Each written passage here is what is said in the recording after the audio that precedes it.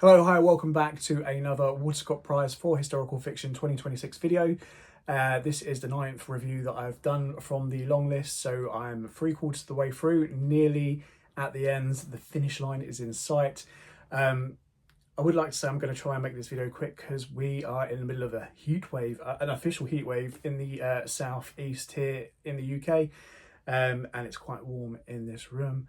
But I feel like I may have quite a bit to say about this. So yeah, this is the ninth book that I have read from the long list from this year, and that is The Two Roberts by Damian Barr. Wow. Okay, so this, to start off, was a bit of a roller coaster for me. And I ended up with a little tear in my eye, kind of wondering why it didn't make the shortlist, especially as we only have 5 books on the shortlist.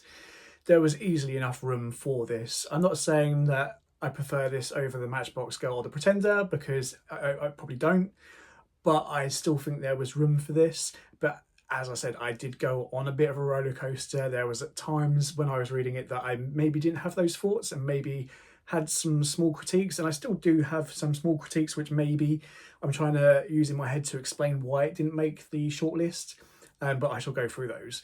But yeah, The Two Roberts is about two Roberts, or a Bobby and a Robert, who were famous in their time Scottish painters. And the book starts off in the 1930s when they're still quite young, I believe just in their early 20s, going to art school in Glasgow Art School, and that's where they first meet. I believe it's in 1933 where they first meet. And we follow their story from the art school to after the art school, where they go travelling around Europe, to when they go live in London. And then, yeah, we follow their journey until they get into their 40s. And we see what happens without giving too much away. We follow their lives through the ups and the downs, and there's a lot of downs. So The Two Roberts is based loosely on the lives of Bobby MacBryde and Robert Colquhoun, I hope I've pronounced that right, who were two very real artists, painters from Scotland, near Glasgow in Ayrshire, and they met in the 1930s. And not only were they inseparable as painters, as friends, but they were lovers. And as you can tell, probably imagine, in the 1930s, that's a big no-no. It was illegal back then. It was illegal until the 60s in the UK. And we follow the strains that puts on their relationships and the differences between the two of them, one being quite sort of boisterous and maybe not caring so much, Bobby, and then Robert, who's a bit more sort of demure, a bit shy, a bit introverted as well, a bit like myself. So as I said, I went on a bit of a roller coaster with this book. At the beginning, it seemed like it was going to be quite a nice, tender, romantic love story when they were just meeting at the art school, and how the relationship started and how it flourished from there. Then they go travelling around Europe, and that's fine. And then they move to London and they hit the high life. And that part, I started thinking, oh, I'm not sure if I like this, like the people that they've become. But after, at the end, I'm sort of thinking, is that the point? You know, I'm witnessing their highs and lows, and the cost of fame. Even like you see today, people who are shot to fame quite quickly out of nowhere. Sometimes it can have a negative effect on their health, on their mental health. They can go downhill. And this is very much what we witness with these two when they move to London. You know, they had the success, they had the money, they had their own place. You know, they start off from very small means, you know, trying to stretch every penny, to having so much money they don't know what to do with it, to then going full circle and being probably worse off than they were right at the beginning. I think at the end of the day, for me, what it comes down to is stories like this really matter. You know, things have got substantially better for the LGBTQ plus community in recent years, but these kind of novels really do hit home about that wasn't always the case. And this is very close to our own histories of what it used to be like for those that came before us, that for those who paved the way for us to exist. And even though the story is set in the 1930s, or starts in the 1930s, parts of it still resonated with me, especially the character of Robert. I was quite shy and quite introverted, and was still, even when I came out, was quite conscious about what other people would think. I would never really tell strangers who I was or what my identity was, and I'd be very careful out in public about what I was saying, how I was acting, and it's complete rubbish. But why should anyone have to do that? But yeah, those parts of the story really resonated with me, and it's quite important to tell those stories because it can, as I say, resonate with people from today. It could be a story from today as well. So as you can probably tell, I ended up really liking this, really loving it, to be fair. There were parts, as I mentioned, halfway through where I thought, I'm not sure if I like where this is going, but as a whole package, it really is a story of success and downfall, and how these two individuals are intertwined in each other's lives, for better or worse, until the end of time. Now, looking at trying to look at why it maybe didn't make the shortlist. The language itself, it's quite simple and traditional, which isn't a negative thing. It makes the story quite accessible to everyone, without the need for convoluted prose. But I say that may have been its downfall when you compare it to some of the novels that made it to the shortlist. Here it's quite traditional writing. When you compare that with like the Matchbox Gal or the Pretender, which is quite original and unique in its storytelling, that may be one of the factors, because it's a really strong list this year, the whole sort of long list that I've read so far, and maybe it did take something quite small, like a different style of writing, something a bit more original, to make the shortlist. Another small little critique that I've seen on Goodreads, and I maybe did feel a little bit myself in places, the story seems to chop and change quite quickly in certain places, quite quickly as well in places, especially where there was bits where I wanted to know more about that particular part of the story that they were going through, and all of a sudden it would stop there and we'd be in a different time and a different place. Minutely jarring, but as an overall package, I don't think for me it affected my reading of the story that much. But I do understand where some people are coming from when they said, it chopped and changed quite quickly. You'd be engrossed into one part of the story, and then all of a sudden that's done, that's finished, a new character be introduced with very little introduction, and then you're in another part of the story. So I do get that. There are some really interesting characters. There are obviously characters based on real people, obviously the two Roberts themselves, some of the artists that they are friends with in London. But one of my favourite characters is a character called Morris, who, after reading the end of the book, is a completely fictional character. But if you've read the book and you're from the LGBTQ plus community, if you're a gay man, every young gay man has their Morris. That slightly older person who's been on the scene, that knows the scene, especially, I'm not sure if it probably is the same today, but I know when I was growing up, I came out in the early 2000s. I had no idea about the scene. I had no idea about anything, where to go.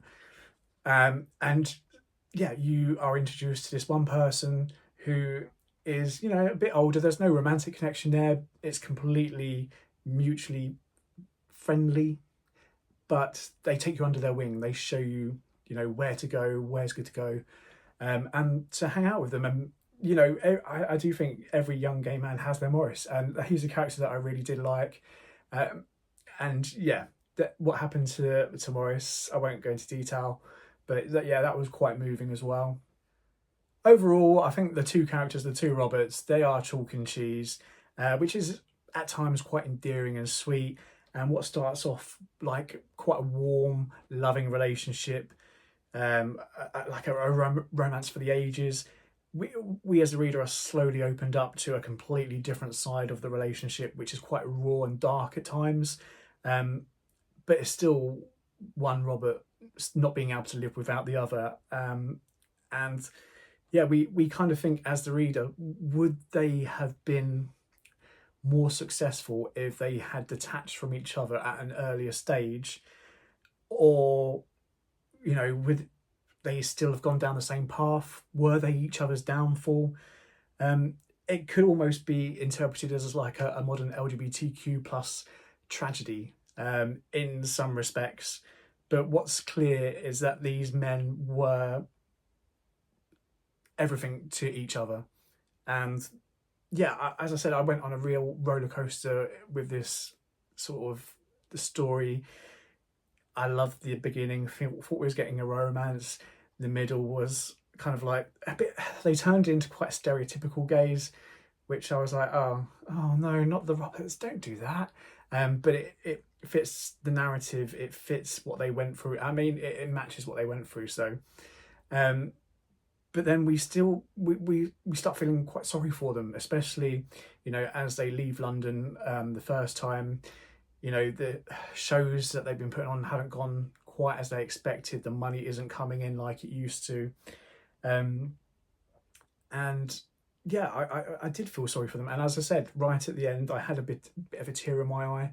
And I do feel stories like this are important. And I am a little bit sad it didn't make the shortlist, even though, as I said, there's a couple of bits that I may call small critiques, like the sort of traditional style of writing, which, as I said, it's not a bad thing. It's just when you compare it to some of the books that did make the shortlist, which are a bit more edgy and unique, I kind of see it that way. I can also see people's point of view where they said it kind of changes throughout, which can be a bit confusing. I get that, but for me, it gave me this sense of respect for all those queer people that have come before me, especially knowing that these two Roberts were real people. These were their real lived lives. Obviously, the author has said that, you know, there's a lot of fabrication in the story. It's, you know, a lot of fictional fiction going on within the story. You know, he's taken real events and some real people, but, you know,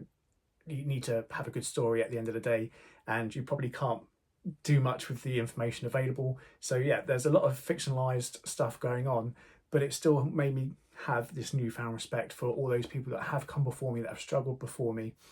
And yeah, I still am quite confused in my own head what I think of this book, but I was left feeling like quite profoundly affected by it.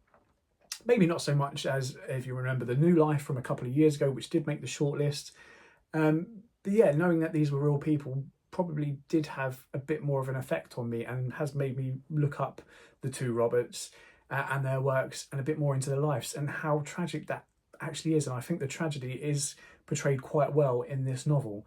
So hats off to Damian Barr for that, because, you know, my thinking halfway through being, I really don't like these characters. Actually, that's part of the tragedy, how they turned from these young, innocent souls. I mean, Bobby didn't really seem that innocent, but they were quite innocent, young love story, to these stereotypical gays who were, you know, spending all the money, having all the fun, but at each other's throats, seeing the price of fame having an effect on them, on their relationship, on the people around them, how they lost friends when they started losing money, kind of making it out like the money was all that was keeping these friends close by. And once the money dried up, they didn't really have that many people there. And the people they did have there, one of their closest friends, they pushed away through their actions. But overall, yeah, I was tenderly touched by this at the end. I don't think it's going to be for everyone. As I said, the writing may be slightly simple for some people, the story itself might be a bit jarring for others, but for me, I think it's a worthwhile addition to the long list, and I personally wouldn't have mind seeing it on the short list. But then I don't know if I'm just biased, because I do love an LGBTQ plus story. I think if you've seen any of my videos from the previous years, you'll know that. So maybe I'm slightly biased in that as well. But that's my thoughts on the two Roberts. I've started reading Helm. Spoiler alert, I don't know if I'm going to enjoy it as much as I thought I was going to. It's interesting, it's very unique, but it's not quite what I expected. So, but I'm going to persevere and I will finish it, obviously. Yeah, that's my thoughts on the two Roberts. I was going to say The New Life, then I've got that in my head. The two Roberts.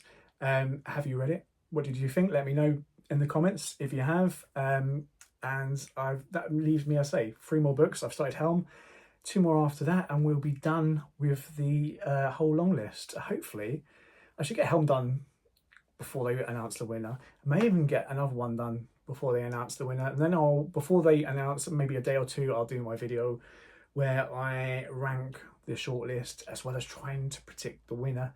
I still think it's going to be the Matchbox Girl, but you know, the Pretender is slowly edging in every day. When I think about who am I going to pick to be my winner, it's still knocking at the door being like, don't forget about me. But we shall see when I do that video. Anyway, thanks for watching. Until next time, bye.